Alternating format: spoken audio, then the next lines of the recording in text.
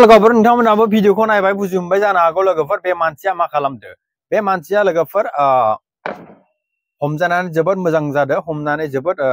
मोजां खालामदो जायफोरा हमदो लोगोफोर नोंथांमोनाबो एसे साबधान जा खायसे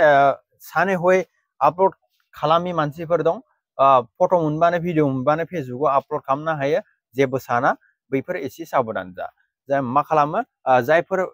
बेफोरबायदि मानसिया फट'खौ लानानै ब्लेकमेलिं खालामगोन लुथिगोन आरो फैसाखौ ओरै खालामगोन नोंनि भिडिअखौ मोनगोन फट' मोनगोन फैसा एसे होगोन ओमफ्राय मा खालामगोन